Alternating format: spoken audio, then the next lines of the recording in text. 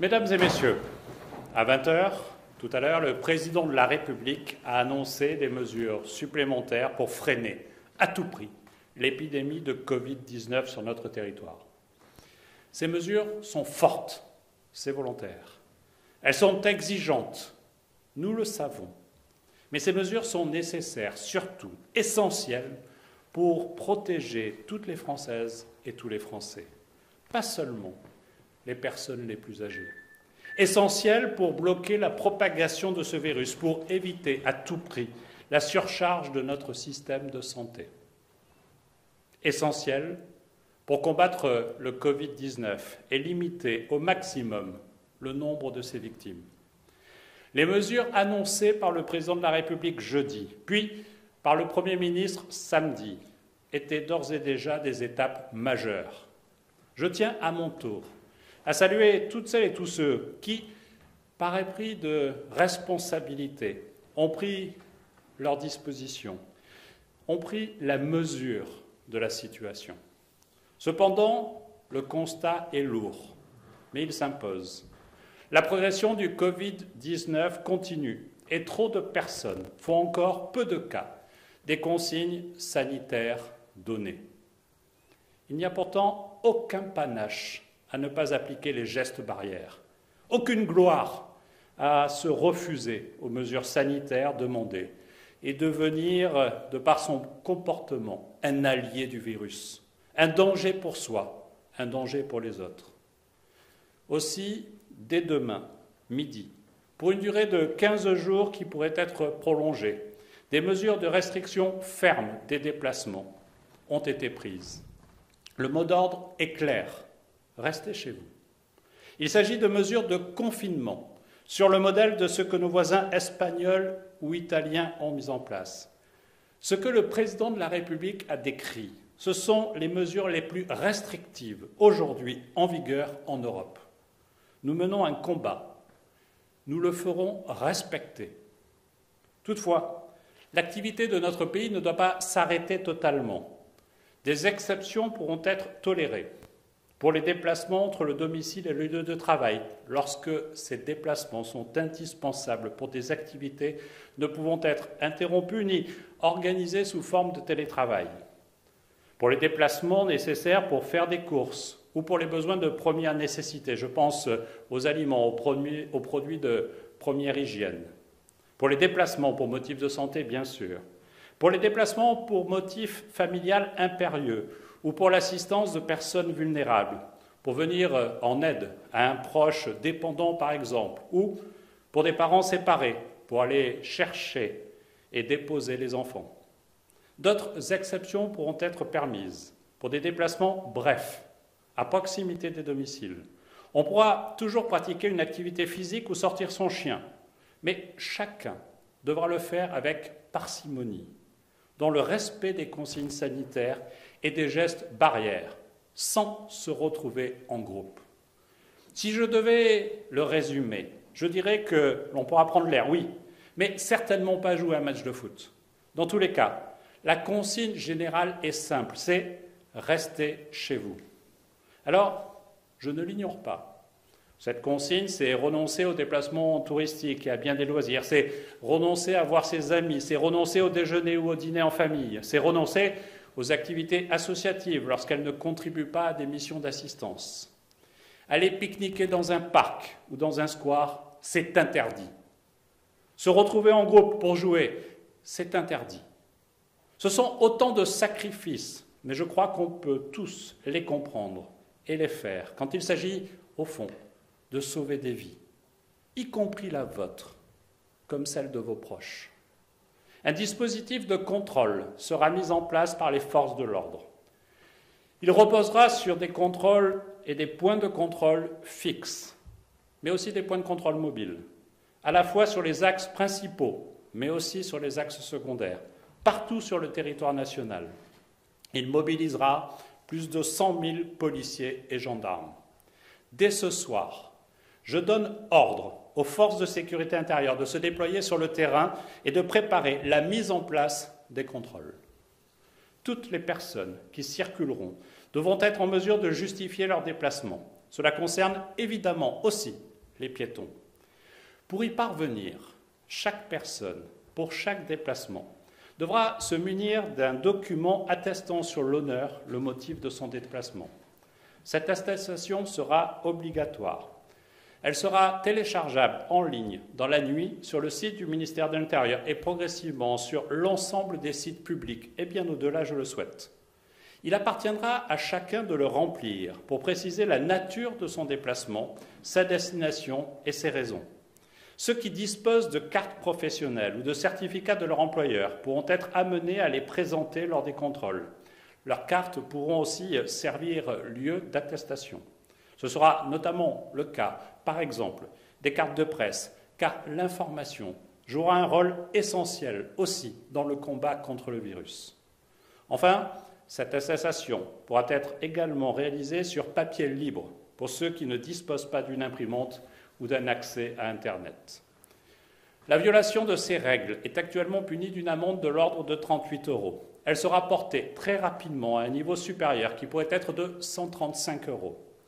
Notre objectif n'est pas de sanctionner, mais d'en appeler à la responsabilité de tous. Notre objectif n'est pas de sanctionner, mais de montrer un civisme collectif pour surmonter la crise. Notre objectif n'est pas de sanctionner, mais s'il le faut, nous le ferons. Mesdames et messieurs, cette épidémie, vous le savez, intervient alors même que la République traverse un moment démocratique important. Les élections municipales, jeudi dernier, après la consultation des différentes forces politiques et les autorités médicales, le président de la République avait annoncé le maintien du premier tour des élections municipales et communautaires. Je l'ai dit hier soir, le premier tour s'est déroulé dans de bonnes conditions.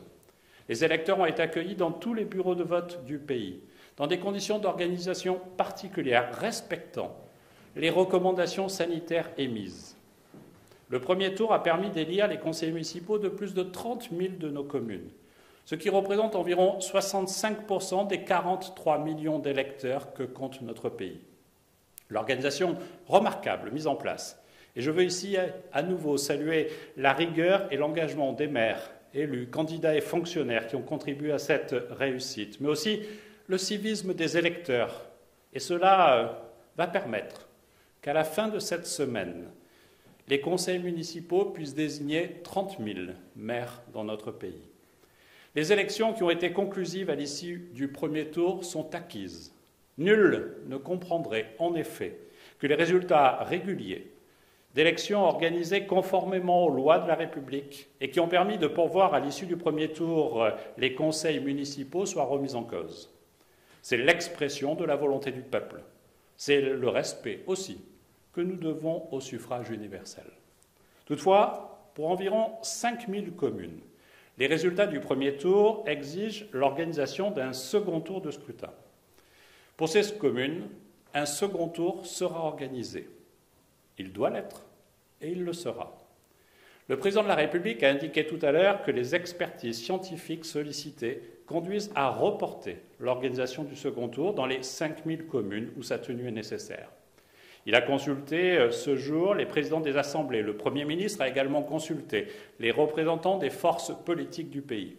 Et il est apparu qu'un consensus existait sur la nécessité de reporter le second tour de l'élection municipale. Cela sur ce double fondement, à la fois l'expertise médicale d'une part et le consensus politique d'autre part. 2 textes seront pris.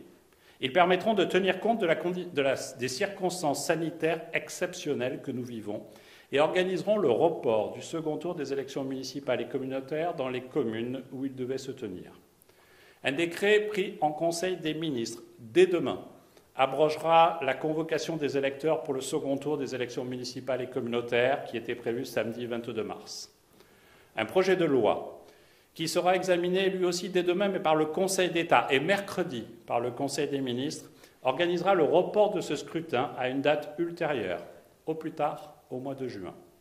Ce projet de loi prévoira que dans un délai de 6 semaines au plus, c'est-à-dire dans le courant du mois de mai, un rapport du Conseil scientifique créé pour la gestion de la crise sanitaire du coronavirus statuera sur la possibilité, au plan sanitaire, d'organiser les élections à un horizon de 6 semaines, c'est-à-dire à compter de la mi-juin. Évidemment, Nous présenterons ce rapport d'expertise à l'ensemble des forces politiques de notre pays.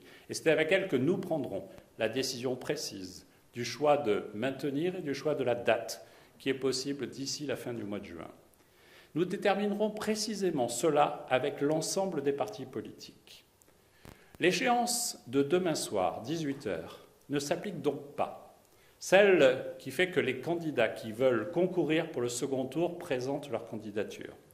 Le délai donc pour déposer les candidatures sera repoussé par le projet de loi. Concrètement, pour organiser le second tour, le projet de loi comprendra plusieurs mesures fortes. Il confirmera que les conseillers municipaux ou communautaires élus dès le premier tour entrent en fonction immédiatement. Pour les communes où le premier tour n'a pas été conclusif, le projet de loi prévoira que le mandat des conseillers municipaux et des maires sera prolongé par la loi autant que nécessaire. Les maires et les conseils municipaux en place administreront les communes jusqu'à ce que le second tour soit tenu. Dans les communautés de communes, communautés d'agglomération, métropoles, ces intercommunalités qui organisent bien souvent les services publics essentiels à la population, nous prévoirons un régime spécifique répondant au caractère exceptionnel de notre situation. Ce régime verra coexister, dans une période limitée, dans une même intercommunalité, à la fois les nouveaux élus, dont l'élection était acquise au premier tour, ainsi que les élus dont le mandat aura été prolongé. Il sera proposé et organisé dans ces collectivités une élection d'un président et d'un exécutif dont le mandat sera limité jusqu'à ce que le renouvellement général des élus ait pu intervenir.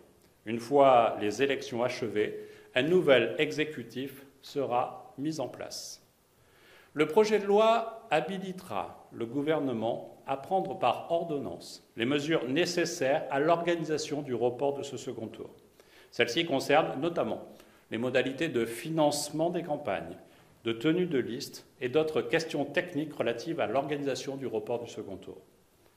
Cet ensemble de mesures sera traduit dans les textes qui seront déposés immédiatement au Parlement. Ainsi, aux côtés de l'État, les collectivités pourront jouer tout leur rôle dans les jours qui viennent, car nous avons besoin d'elles et nous savons toute l'importance des services publics essentiels qu'elles administrent pour nos concitoyens. C'est pourquoi nous avons aussi veillé à ce que leur continuité soit garantie, tout comme la continuité des services publics qu'elles administrent pourra être assurée. Enfin, le président de la République a annoncé, toujours dans le même et unique objectif de freiner la propagation du virus, des mesures concernant nos frontières. Tout comme il est nécessaire de rester chez soi, les déplacements transfrontaliers doivent être réduits, comme les autres, au strict et nécessaire minimum. Pour réussir, notre action ne peut s'inscrire que dans le cadre d'une réponse globale européenne, qu'il s'agisse des frontières extérieures de l'Europe ou des frontières nationales au sein de l'Union européenne. C'est pourquoi, ces derniers jours, le président de la République a échangé avec ses homologues, avec la présidente de la Commission européenne et le président du Conseil européen. J'ai été en contact étroit avec mes homologues des pays européens ainsi qu'avec la commissaire aux Affaires intérieures. Ce matin même, nous avions, avec la Commission et les ministres de l'Intérieur de l'Union européenne, une visioconférence pour harmoniser nos actions. Permettez-moi de revenir sur ce sujet également évoqué ce soir par le président de la République. Premièrement, s'agissant des frontières extérieures de l'Union européenne, alors que nous mettons tout en œuvre au niveau européen pour contenir la contamination du Covid-19, nous devons veiller à empêcher les mouvements internationaux qui pourraient renforcer la pandémie. C'est la raison pour laquelle la France appuie les propositions présentées cet après-midi même par la présidente de la Commission européenne. Les entrées de tous les ressortissants étrangers dans l'espace Schengen sont proscrites. Cela signifie que seuls les citoyens des États membres de l'espace Schengen et de l'Union européenne, ainsi que les ressortissants du Royaume-Uni, qui restent soumis dans la période de transition du Brexit au droit européen, pourront entrer dans notre espace de circulation commune. Les ressortissants des pays tiers qui disposent d'un permis de séjour européen pourront également continuer d'accéder à l'espace européen. Quelques autres exceptions seront aménagées pour les personnels de santé ressortissants des pays tiers, par exemple. Par ailleurs, je veux le souligner, la circulation entrante et sortante de marchandises se poursuivra. Mais pour les ressortissants de pays tiers, qui n'ont pas de raison impérative de se rendre en Europe, alors ils feront l'objet d'une interdiction d'entrée. En limitant ainsi les franchissements des frontières extérieures de l'Union européenne, nous limiterons la propagation de la pandémie. Cette décision que la France prend en accord avec la Commission européenne, elle devra être prise de manière identique et simultanée par l'ensemble de nos partenaires européens. Ce sera un véritable test pour l'Europe. Nous le devons aux citoyens européens. Deuxièmement, s'agissant des frontières intérieures de l'Union européenne, vous l'avez vu, des mesures ont d'ores et déjà été prises ces derniers jours pour limiter les échanges, que ce soit avec l'Italie, l'Allemagne hier ou l'Espagne aujourd'hui. J'insiste, il ne s'agit pas pour nous de procéder à une fermeture totale des frontières. Il s'agit de limiter les échanges au strict nécessaire. Il ne faut plus de circulation transfrontalière qui ne soit pas indispensable. C'est cohérent avec les mesures de confinement que nous prenons. Ainsi, en coordination avec mes homologues des pays voisins, nous mettons en place des contrôles des déplacements transfrontaliers non nécessaires. Cela de part et d'autre de nos frontières et en bonne coordination avec les polices aux frontières des pays voisins. Ceux qui n'auront pas vocation à franchir ces frontières seront invités à faire demi-tour. En revanche, je veux rassurer les nombreux travailleurs transfrontaliers. Sur la base de justificatifs de domicile et d'emploi, vous serez autorisés à continuer de franchir les frontières que vous franchissez quotidiennement, et c'est nécessaire. De la même façon, il est hors de question de pénaliser le transport de marchandises, quel qu'il soit. L'approvisionnement de matériel de soins ou encore en denrées alimentaires ou de première nécessité ne sera donc pas impacté par ces mesures. Ce matin, nous nous sommes entendus entre ministres européens pour que ces mesures soient bien proportionnées, dûment concertées entre pays limitrophes et notifiées à la Commission européenne. Mesdames et messieurs, au début de cette intervention, j'ai employé les mots « combattre le Covid-19 ». Le président de la République l'a dit tout à l'heure, c'est bien une guerre que nous menons contre le virus.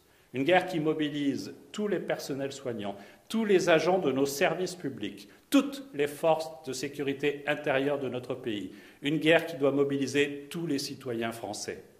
Dans cette guerre, chacun a sa responsabilité. Chacun a les moyens d'anticiper et de participer au combat. Cela n'a jamais été aussi simple en réalité.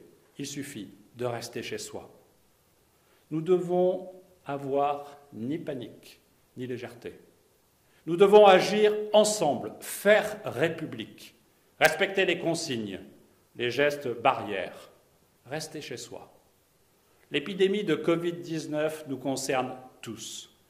Et c'est ensemble, et ensemble seulement, que nous pourrons la surmonter. Je vous remercie. Il y a des questions ? Bonjour, Monsieur le Ministre. Alison Tassin pour LCI et TF1. Plusieurs questions à l'issue de l'intervention du Président et de la vôtre. Quels sont les métiers que vous jugez indispensables, hormis les métiers sanitaires? Par exemple, est-ce que les postiers sont des métiers indispensables? Et par ailleurs, est-ce que les transports vont continuer, métro, train, bus? D'abord, ils sont très nombreux, les métiers indispensables. Mais ce dont nous parlons, ce n'est pas de choisir les seuls métiers pour lesquels les personnes seront autorisées à se rendre à leur travail. La décision du Président de la République et du gouvernement permet à tous les citoyens français de se rendre à leur travail, quel que soit le travail. Et ce qu'il est demandé, c'est que chaque entreprise prenne, elle aussi, sa responsabilité, d'organiser dans toute la mesure du possible du télétravail, de libérer, au fond, les agents dont elle n'aurait pas besoin à ce moment-là. Et des dispositions, notamment en matière de chômage partiel, ont été évoquées. Ce qui compte, c'est aussi que dans chaque entreprise, on prenne le temps de l'organisation, de mise en place de ces gestes barrières, de ces comportements barrières et l'organisation de l'espace aussi. Donc, pour répondre concrètement à votre question, il n'est pas envisagé d'interdire à tous les Français de se rendre au travail. Il n'est pas envisagé non plus d'interdire à tous les Français qui ne seraient pas dans des fonctions essentielles au bon fonctionnement de la nation de se rendre au travail. Les Français peuvent se rendre au travail, mais doivent limiter au maximum leurs déplacements. Et s'ils peuvent, par exemple, user du télétravail pour éviter de se rendre dans l'entreprise, cela doit être favorisé, à la fois par l'entreprise et à la fois par le salarié. Pour les transports, dès lors que nous invitons chacun à réduire au maximum l'usage des transports collectifs, mais aussi des transports individuels, il va de soi que des mesures de diminution de l'offre de transport accompagneront ce dispositif. Par ailleurs, une autre question sur les municipales. Est-ce que ce report du second tour signifie qu'il y a une sanctuarisation des résultats du premier tour? Les résultats du premier tour sont sanctuarisés.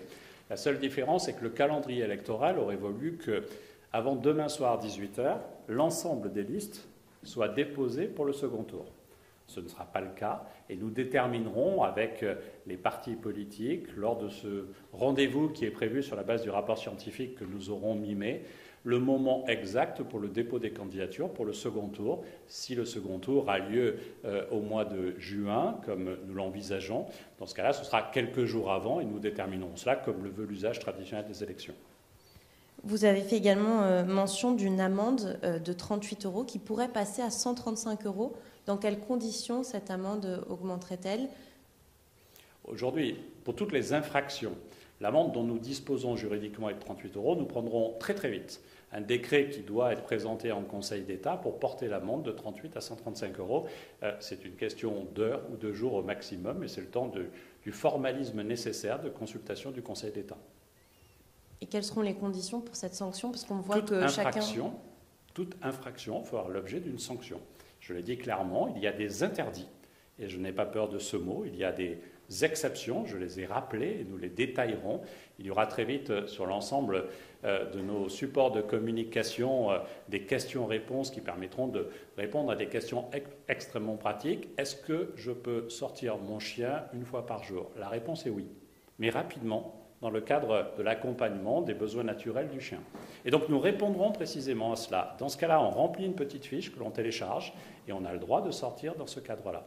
Ceux qui enfreignent ces règles pourront faire l'objet effectivement d'une amende. Et concrètement, ça va se passer comment pour les policiers? On a du mal à s'imaginer comment ils vont pouvoir faire la différence entre une personne qui va faire son jogging et qui n'a pas, et une autre qui n'aurait pas le droit de sortir, qui sortirait du cadre légal. C'est assez simple. La personne aura imprimé une déclaration sur l'honneur. Je fais confiance aux Français pour respecter les déclarations sur l'honneur. Et ils seront contrôlés le plus simplement du monde, comme on peut l'être pour un contrôle routier, qui n'est pas forcément celui que l'on a au moment d'une infraction, mais pour contrôler, par exemple, l'alcoolémie d'un conducteur. Il n'y a pas de présomption. On arrête le conducteur, on contrôle le conducteur, et si effectivement il est en infraction, on dresse une amende. C'est exactement ce qui se passera dans les transports publics, dans les transports privés motorisés, mais aussi pour les piétons. Mais surtout, je crois que l'enjeu, c'est celui de la responsabilité individuelle. Notre objectif n'est pas de sanctionner, mais si nous devons sanctionner, nous le ferons. Mais notre objectif est que chacun prenne sa propre responsabilité. D'abord comme acteur de la nation pour faire République, mais aussi comme citoyen responsable. Et je ne doute pas de la conscience et de la citoyenneté des Français et du bon ordre et du respect du bon ordre. Mais si ça n'était pas le cas, j'ai évoqué la mobilisation de 100 000 policiers, gendarmes, qui contrôleront les rues, qui contrôleront les transports et qui sanctionneront chaque fois que ce sera nécessaire. C'est-à-dire que concrètement, pour aller chercher une baguette de pain à la boulangerie, je devrais avoir mon laissez-passer en quelque sorte. Vous pourrez télécharger d'ici demain midi ce document que vous rédigerez vous-même. Et si vous êtes contrôlé, il fera l'objet d'ailleurs d'une attestation de contrôle de la police ou de la gendarmerie si vous êtes contrôlé dans ce cadre-là. Une dernière question, on voit beaucoup de familles qui se réunissent et qui prennent femmes et enfants pour aller à la campagne, pour fuir les grandes villes. Qu'est-ce que vous pensez de ce comportement? Est-ce qu'il est recommandé, non recommandé? Est-ce que vous dites aux Français, faites le choix d'un domicile d'ici demain midi, parce que vous pourriez y rester peut-être un mois, voire plus? Mais je crois que l'essentiel des Français sont aussi dans des conditions de travail. Je l'ai bien dit, nous ne fermons pas l'économie, nous ne fermons pas les entreprises. Et donc celles et ceux qui travaillent vont vouloir rester à leur domicile quotidien pour continuer à avoir ces activités-là. Donc je pense qu'il ne s'agit pas d'anticiper des mouvements massifs. Certaines personnes peuvent faire le choix, on commence à le faire, pourront le faire encore demain, de se rendre dans leur résidence secondaire s'ils en ont une. Mais je voudrais vous dire que ce n'est pas l'essentiel des Français. L'essentiel des Français ont un domicile, ils vivent dans ce domicile et nous devons les accompagner dans ce cadre-là. Mais ce qui compte, c'est surtout de les protéger. Et ce dont on parle, c'est de la protection des Français. Alain Acco pour Europe 1. Est-ce que les militaires, en plus de leurs opérations d'évacuation sanitaire, dont a parlé le président de la République, seront amenés eux aussi à participer au contrôle des Français dans la rue? Non, ça n'est pas leur fonction. Ils le renforcent régulièrement et ils appuient les forces de sécurité intérieure, vous le savez, mais ils n'ont pas vocation à procéder à des contrôles. J'ai indiqué un chiffre de 100 000 policiers et gendarmes qui seront mobilisés, mais ça n'est pas pour mettre en cause la qualité de l'engagement des militaires qui sont très présents à nos côtés au quotidien et qui seront aussi, le président de la République l'a dit, totalement engagés dans la gestion de la pandémie et notamment dans des transports sanitaires, dans des renforts sanitaires. Je pense aussi à tout le corps médical de l'armée qui est totalement engagé au moment où je vous parle. Donc il y a des partenariats naturels, évidents, mais il n'y a pas de mobilisation de l'armée pour contrôler nos rues. Ce n'est pas le cas. Nos forces de sécurité intérieure sont largement déployées pour cela. Certains syndicats de police dénoncent le manque de moyens comparé notamment aux policiers italiens, par exemple, qui sont équipés systématiquement, paraît-il, de masques, notamment à la frontière franco-italienne. Une note de la DGPN d'il y a quelques jours parle d'un kit, simplement par un kit de gel et de masques par véhicule de police. Est-ce que c'est suffisant ? Une doctrine d'emploi des masques a été définie non pas par le ministère de l'Intérieur, mais par les professionnels de santé. Et c'est cette doctrine d'emploi que nous appliquons pour les policiers, pour les gendarmes, au moment où ils seraient en contact avec une personne susceptible de présenter le Covid-19 ou d'avoir le Covid-19 et de se protéger. C'est cette doctrine d'emploi qu'il faut proposer et développer pour nos forces de sécurité intérieure. Mais nous devons respecter, nous aussi, le protocole d'utilisation des masques tel qu'il a été défini par le Conseil scientifique et nous devons accompagner. Mais votre question me permet surtout de souligner leur engagement, des policiers, des gendarmes, mais aussi des pompiers, qui sont totalement mobilisés au quotidien pour le service des Français et qui sont très engagés aussi dans la lutte contre le Covid-19.